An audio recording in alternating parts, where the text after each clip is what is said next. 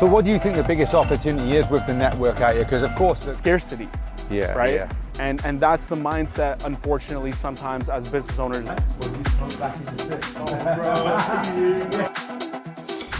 So today we're in Dubai for another episode of Real People. Today we're going to see my friend CEO Sharma. Today's probably going to be like an episode of Dubai Bling.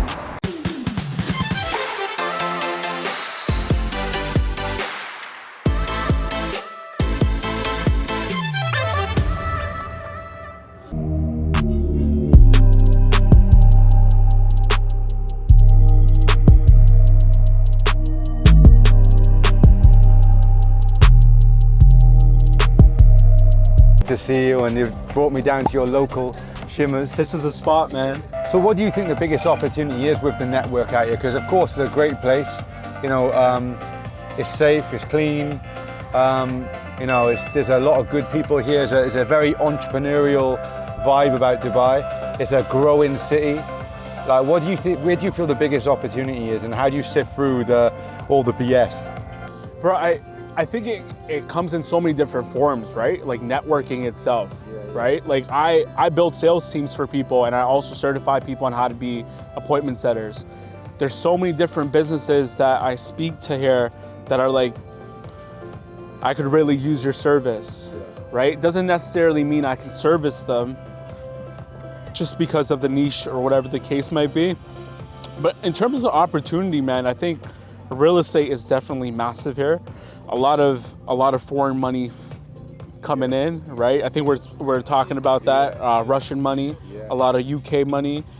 Taxes are practically zero in this country, right? But definitely real estate is definitely one of them. I also think tech is huge. It's a surveillance country at the end of the day, right? A lot of people don't recognize that. The level of tech that you find in the UAE alone is years and years advance of what you'll find in our hometowns of Canada and the UK, right? Bro. So tech is massive. Crypto, obviously, they wanna get that recognition of being a crypto state. But I think those are really the primary markets that there's so many opportunities. But I find a lot of coaches and consultants, online coaches and consultants out here as well, bro, selling courses. Yeah, it makes sense for them, like, because of the zero tax, or close to zero tax, and the environment, right? Especially if you're going to be a full-time coach. But, you know, probably leads me on to this next question, right? How do you sift through the BS? As in, you know, if you took away social media, who are some of these people? You know what I'm saying? So how do you dive deep enough into a conversation with someone where you find out that real person there and then? I hate it when someone talks about how much money they make, bro. That's my tell. Definitely. Right? The people that I've met that really make money are never bringing up how much money they make. Right? But guys that are not making money will somehow find a way to bring or steer the conversation to be like, I just made 50 grand last month, or I just made 100K last month, you know what I mean? And without you even asking. But when you, we're just talking about Hussein Sajwani, bro, who comes to the beach here. And for those who don't know who Hussein is, he's the owner of Damak, which is the second largest developer in Dubai. It's on most of the buildings. Like all the buildings are built by him pretty much.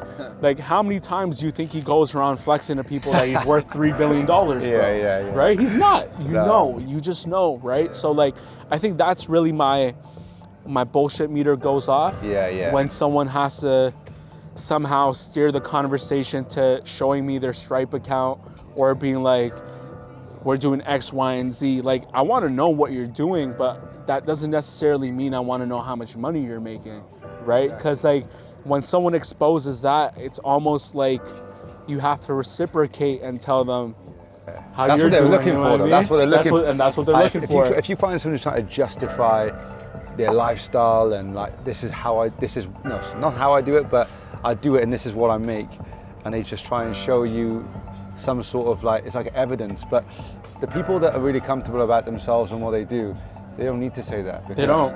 They just do what they do because they do it. and you can still have a good conversation. You can still meet people that are willing to help you, that you can network with, and like us. I suppose we went on a yacht mastermind 2 years ago, right? Yeah. Everyone was cool on there, but you can quite easily work out, like, cool, the people that are doing their thing, you speak to them, and then the people that don't, you just end up separating your ways, and that's what it is, bro. Like, how many times in Dubai especially do you meet someone and then like the very first question they ask you is like, what do you do? Yeah. Right? How much you earn. Yeah, and I was so like somehow I feel like the conversations usually start to get steered that way out here.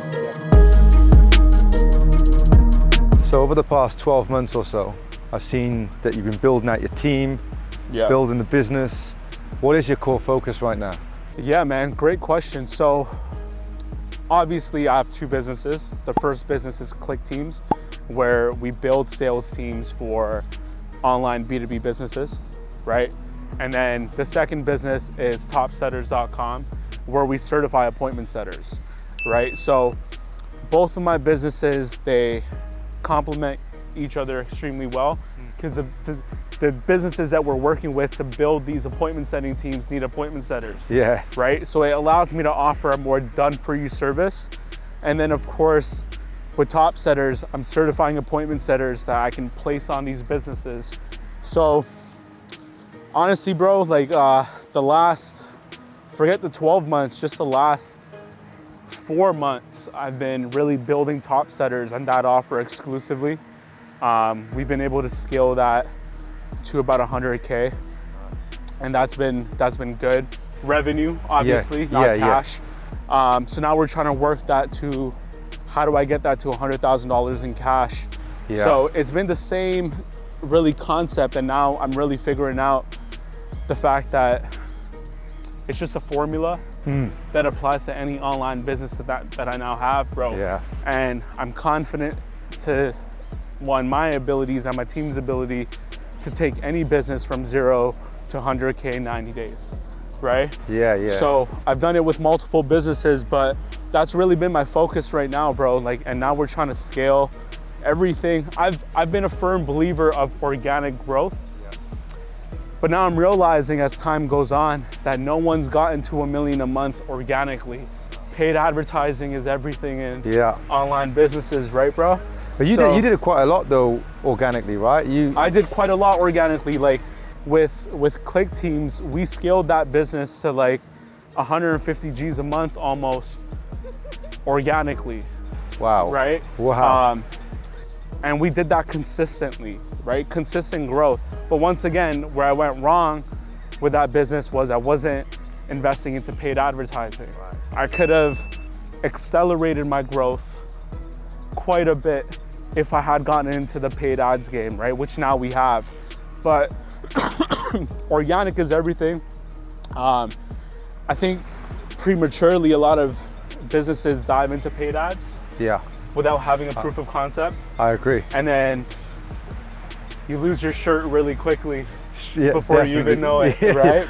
So yeah, man, like the last 12 months have been that. The next 12 months, I really want to scale the businesses, the team's goal, the vision, and I'm lucky enough to have the entire team be aligned with the vision of having $1 million a month with those businesses.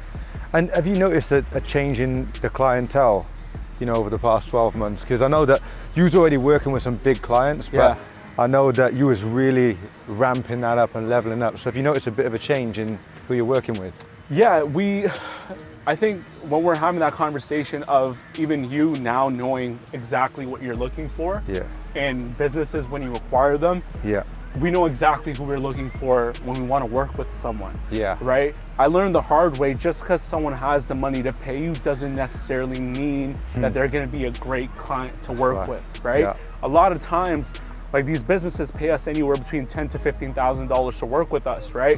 But a lot of times what happens is they think that for that 10 or 15,000, they just brought on an employee, right? Which isn't my game. If I wanted a job, I would have gone out and just got one, you know what I mean? But now we're very selective on who we bring on. We want to make sure that you fit a certain criteria within your business, you're hitting certain KPIs, and quite honestly, you're a good operator, right?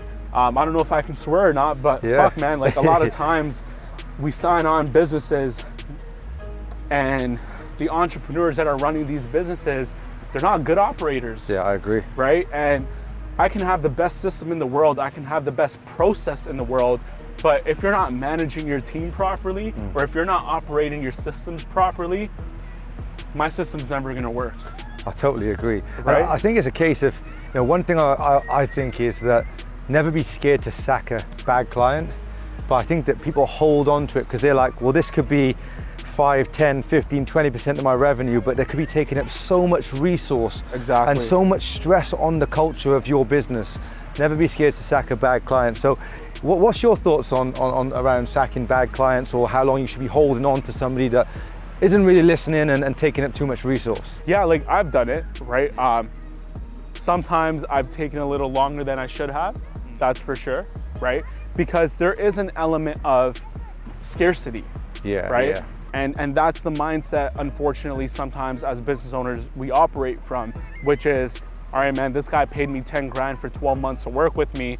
We're 6 months in, or we're 4 months in, but this guy's just a pain in the ass. So maybe I can hold on to that $4,000 that he paid, and I can refund him that $6K and tell him to fuck off, right? And it saves so much headaches, D. Yeah, I can right? imagine. Like, dude, I've woken up to like voice messages of people huffing and puffing telling me how their business is on like their last leg or something like that, and they want results now. And then when we jump on a call trying to figure out what they've been doing over the last 4 months, we realize that they haven't been doing their one job, which is to manage the team. And there's nothing I can do about that, right? So I think it's, it's necessary at times. And sometimes you just have to take a loss. Like, you're right, refunding someone might be 5% of your monthly revenue for that month, or the cash that you collected. But at the same time, the headache that you save yourself. Yeah, bro. There's always another client too. And there's always another client, right? And if your sales team is doing their job, you shouldn't be worried about where the next 5 or 10K is gonna come from. I agree. Right?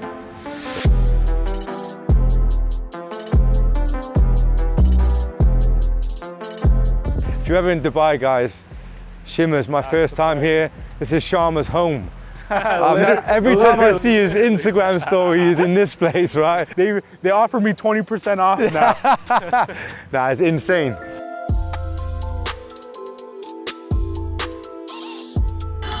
I remember when this was like 5-6 years ago, bro. My dad said something really weird about how, like, I don't really know what it's called in English, but every morning the grass is wet. Yeah. You know what I mean? Yeah, like a dew, right? A dew, right? So my dad was always like, it's really healthy to walk in that morning dew. Yeah. And I just never understood what he meant by that. I thought it was just one of those like Indian tales about whatever, right? Yeah. And then I Googled it, and then I came across grounding.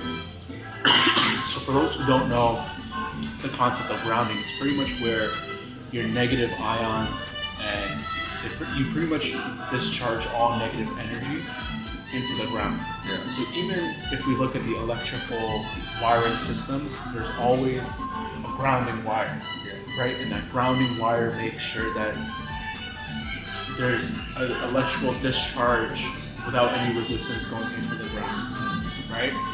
So I started doing a little bit more research on that, and I started just practicing it every single morning, because when he told me about it, it was summertime. Yeah. So I would wake up around 6:30, 7 o'clock, and then I'd just walk out and just walk in the grass. And it really started helping me with my mindset first thing in the morning. Yeah. And I just felt a little bit more positive, almost like I worked out. Yeah. Right? But I didn't. And I would just feel, and it's really important that you don't have any electronics on you at that point. So So you have to do it bare naked, right? Okay. You can't hold your phone, no watches, right? Just walk barefoot on the ground. And Cold or regardless? regardless of what, it doesn't really matter, right? My dad was more about the dew, right? But just grass or sand in general, it's just incredible, and it's just. I told you about it, and I know the very next day I remember you went to the park, and you're like, yo, and I think you felt good, right? Yeah, I've been doing it quite a lot. It does make me feel good, and I always think that you don't know what's placebo and what isn't. But look, if you're going to use a placebo in the right way, then use it right. But 100%. I think it's more than a placebo. I do think that I do feel something. And what's crazy, right? When we first told me, I remember looking at you, and I was like, "Is this fucking for real?" You know what I'm saying? Yeah. But I remember when I did it. It is a it feels like you release something, and I go through times where I get a little bit stressed. I know it sounds crazy for anyone listening that's hasn't grounded before, but I feel like I need to go and ground and release some tension, and it works. It does work. So yeah, I appreciate you telling me that, because that's helped me a lot. And I always tell other people, I'm like, look, go and ground. It helps a lot. It's because we carry our phones around everywhere, right? And it's radio, right? Like there's radio waves that are constantly around us. We're constantly around electronics and stuff like that. So there's positive and negative ions that are constantly flowing around us, and you carry a lot of that energy with you, right? So stripping yourself of the electronics and then walking barefoot. Our ancestors, they never wore shoes, right? Our ancestors never wore shoes. They walked barefoot. They got used to it. Even now, if you go into tribal cities or countries, right? Africa, India, Sri Lanka, and the guys that are living in the jungles, barefoot. Yeah, of course. Barefoot, and it's a way to ground yourself and humble yourself. Another really good thing that I know in the Western world, what we do is we frown upon or we look down upon individuals that eat with their hands, right? In Sanskrit, eating with your hands is pretty much you being connected to your food, knowing what you are eating, right? So if you're eating rice, or if you're eating chicken, or if you're eating curries or anything, you want to feel connected with your food. And eating with utensils, it's a little bit civilized, right? But let's be honest, how much overeating are we currently doing? 100%. Right? Because you're not connected to the food, bro. Right? So you don't really know what you're consuming until you consume too much of it. That's right. Right? So even back now, like there's the Indian culture, we eat with our hands, and you do feel a lot more connected to the meal, bro. You feel like you eat less. In combination of sitting on the ground and eating, 100%. If you sit on the ground, which is how we're really meant to be eating, you're meant to sit on the floor. They say banana leaves, and a lot of cultures today still eat on banana leaves for a reason, because banana leaves are considered to be the most pure leaf. Okay. So people will eat on a banana leaf on the floor, eating with their hands, and obesity doesn't hit. Right? So it's just, we can sit here and be like, it's a witch's tale, right? But then there's facts that are surrounding these kind of things. How fluid is our society anyway? So when you start looking at history, look at the media where it's at today, how fluid is all of it, right? So whether it's a witch's tale or however people want to look at it, you could argue that the things that we practice every single day are flawed, and they could all be witch's tales too. So 100%. Next thing I was going to say, right? So the 888, right? Tell us a little bit about your tats. So I got a couple, man. My entire sleeve is pretty much a good luck charm. So I'll start with the Buddha. I got a fat Buddha. Rub his belly all the time. Good luck, prosperity, and wealth right here.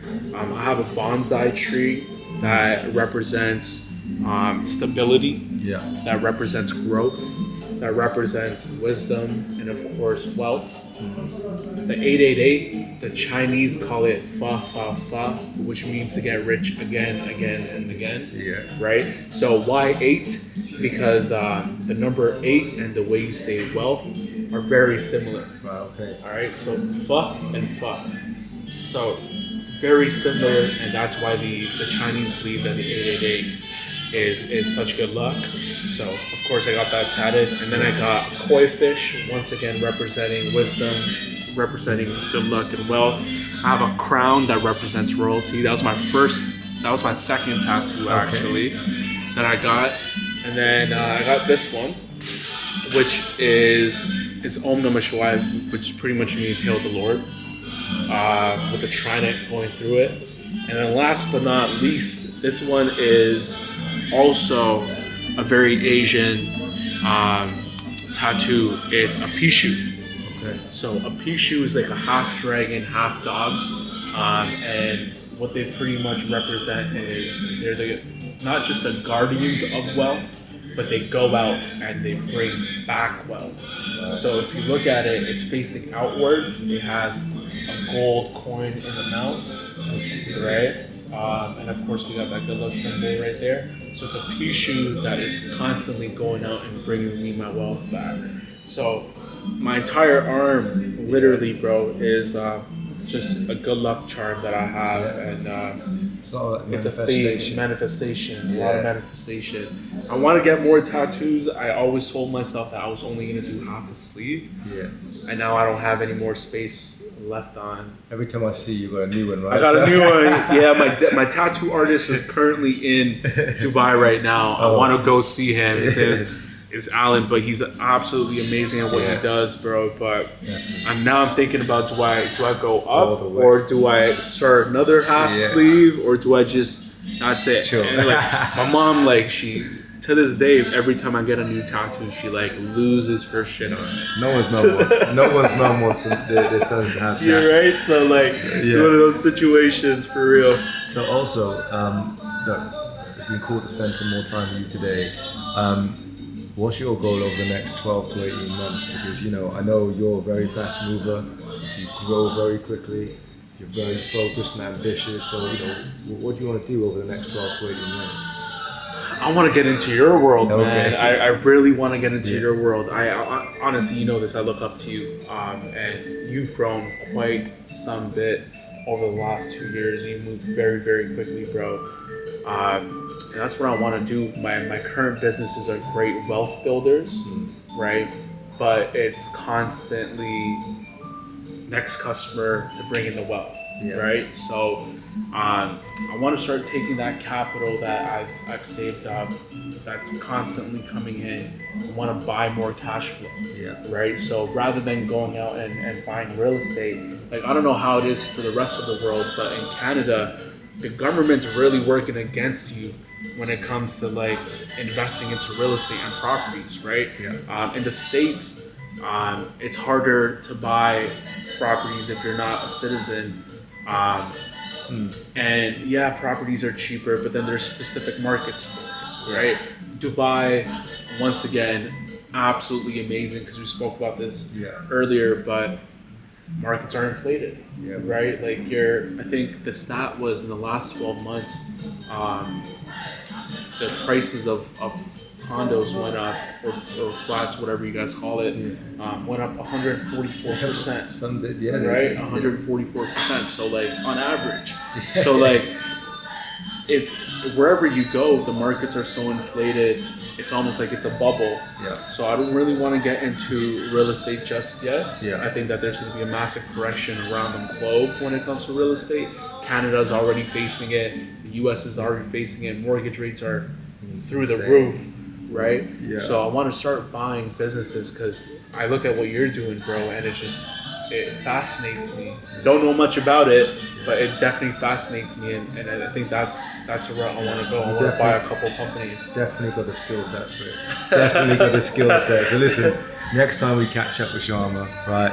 Next time we catch up with Sharma, my man's gonna have a group a whole group of businesses. We'll be talking about exits next time we speak to Sharma. That's what's gonna happen, man. Yeah. I want to start getting into like you, bro, civil engineering, metals if I can. I know that's a really big business. My girlfriend's dad is actually huge into metals. Okay. Yeah, he was he was a president of the North American Steel Alliance. Oh wow. Yeah, so he's Huge been in business. huge business. He started a company that was sold to Ryerson Steel. Ryerson Steel is like a $3 billion a year company right now. So like big money in metals. Yeah. So I think I want to get into some sort of acquisition of like manufacturing or something like that. So definitely the next conversation is going to be about an exit, multi-million dollar exit. Definitely. And look, if people do want to catch up with you, of course, we're going to put it in the comments below. But where's the best place to get in contact with you? You're everywhere, bro. So where's the best place? I am You're everywhere. blowing up TikTok, you're blowing up everything. So where's the best place? Yeah, you can find me on Instagram, CEO Sharma. So once again, CEO Sharma, very easy to find me. I post fun shit, you'll see more lifestyle content than anything. Of course, I talk about controversial stuff, about the government, about X, Y, and Z, a lot about business, but just even my content that's related to business is just fun lifestyle related content. So follow me, DM me, and yeah, we'll see you on the next episode. Yeah.